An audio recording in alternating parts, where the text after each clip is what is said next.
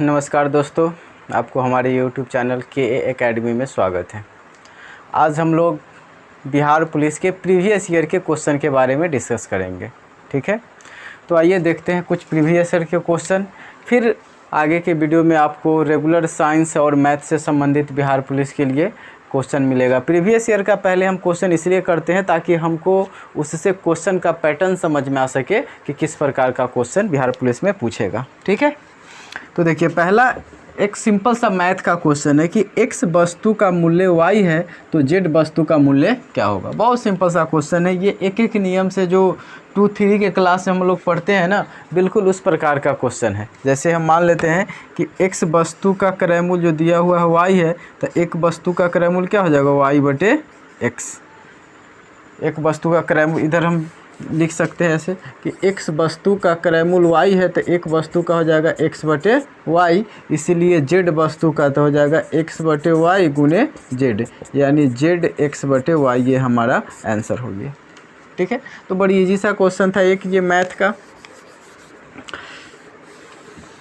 उसके बाद है पारसेक। पारसेक इकाई होती है।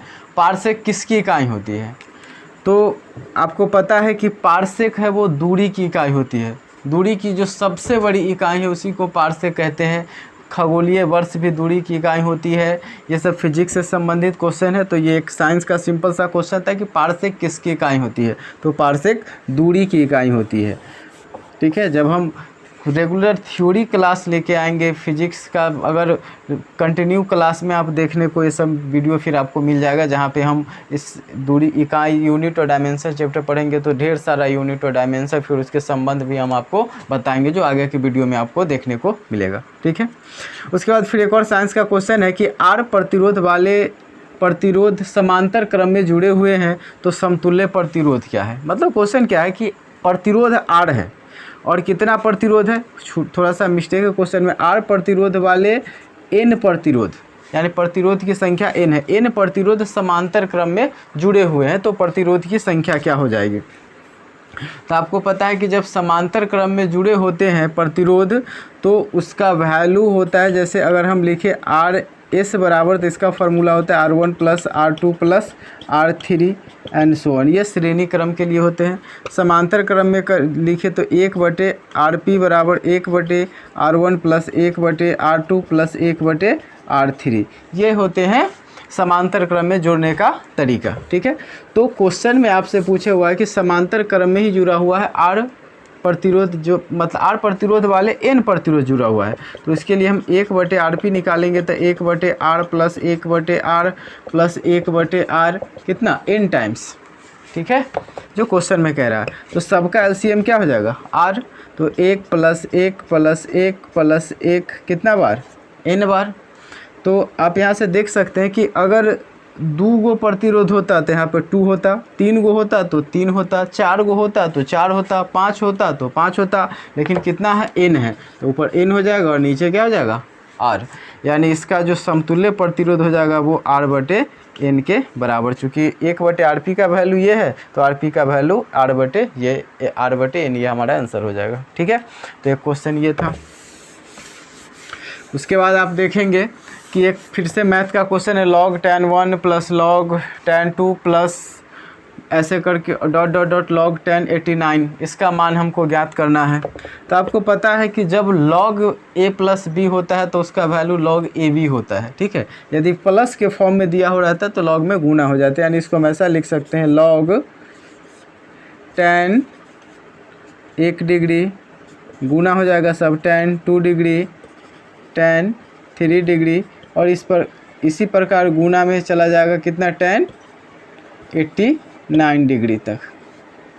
ठीक है, अब आप यहाँ से देख सकते हैं, किसी को ऐसा लिख सकते हैं, log ये tan 1 डिग्री है, tan 2 डिग्री है, और ये गुना में ही सब है, और ये जो tan 89 डिग्री है तो उससे पहले tan 88 डिग्री भी होगा, tan 88, फिर होगा tan 89। ठीक है, अब इस tan 88 को हम ऐसा तो लिख सकते हैं tan 90 + 2, इसको लिख सकते हैं tan 90 + 1, क्योंकि 90 + 2 करेंगे तो 88 है, 10 90 + 1 करेंगे 90 - 1 करेंगे तो फिर 89 हो जाएगा। ऐसा लिख सकते हैं ना, क्योंकि आपको पता है 10 90 - थीटा कॉट थीटा होता है।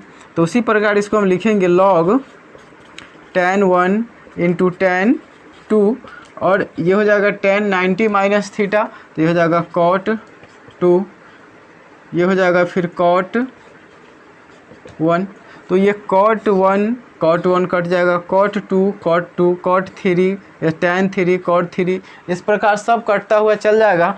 बीच में एक केवल बच जाएगा tan 45, ठीक है, बीच में क्या बचेगा tan 45, बाकी सब 44 इधर और 44 उधर सबके सब कट जाएंगे, केवल आपको बचेंगे tan 45 और tan 45 का वैल्यू होता है 1, तो log क्या हो जाएगा 1 और log 1 का वैल्यू होता है 0, तो ये हमारा आंसर हो जाएगा 0, ठीक है। तो ये कुछ मैथ के क्वेश्चन थे।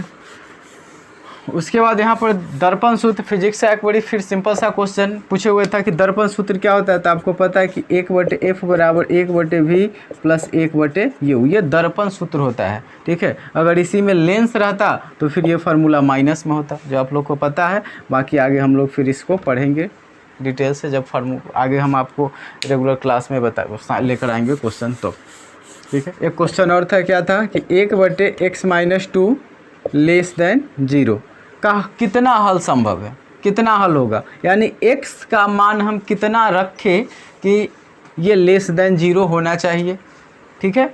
तो उस स्थिति में अगर हम देखें कि x का कुछ भी मान रखते हैं, माइनस में रखते हैं, तो वो क्या हो जाएगा कि x 0 से छोटा हो जाएगा। कैसे, वो देख लीजिए आप। जैसे हम x का वैल्यू अगर -5 रख देते हैं तो क्या हो जाएगा -5 और -2 -7 आ गया, <0 है। अगर हम x का वैल्यू -2 रखते हैं तो -2 यानी x -4, ये भी <0 है। तो हम x का कुछ भी वैल्यू नेगेटिव में रखें, कितना बड़ा से भी बड़ा, उस छोटा से भी छोटा, उससे कोई फ़र्क नहीं पड़ता है। मतलब x बिलोंग -∞ से लेकर कहाँ तक, 1 रखेंगे तो -1 आएगा और 2 रखेंगे तो 0 आएगा, मतलब 2 तक ये वैल्यू इसका संभव है। जो क्वेश्चन ये था। उसके बाद एक क्वेश्चन और है, ये थोड़ा सा दिख नहीं रहा है आपको लाइट के कारण, तो हम इसको नीचे बनाते हैं कि इस प्रकार ये 2 फैराडे है, फिर ये 2 फैराडे हैं, ये डायग्राम इस प्रकार बना हुआ था। ये 6 फैराडे है और फिर ये 6 फैराडे और इसका समतुल्य पूछे हुआ था। ये प्रीवियस ईयर का क्वेश्चन है, आप देख सकते हैं 12th का फिजिक्स से लिया गया है। अब देख सकते ये कैपेसिटर का डायग्राम बनाया हुआ है, तो हम देखेंगे कि ये वाला कैपेसिटर और ये वाला कैपेसिटर सीरीज़ में जुड़ा हुआ है, ठीक है। तो पहले हम इस दोनों को जोड़ लेंगे। तो सीरीज़ में पता है कि कैपेसिटर का 1/CS = 1/C1 + 1/C2 + 1/C3 इस प्रकार होता है। अगर कैपेसिटर का समांतर क्रम में हो तो C1 + C2 + C3 इस प्रकार होता है, ठीक है। तो ये कैपेसिटर का होता है। अब ये दोनों जब सीरीज़ में जुड़ा हुआ है तो सीरीज़ में जोड़ते हैं तो 1/C1 + 1/C2 जुड़ता है, तो क्या हो जाएगा 1/CS का वैल्यू 1/2 + 1/2, यानी इसका वैल्यू क्या हो जाएगा 1 आ जाएगा, ठीक है।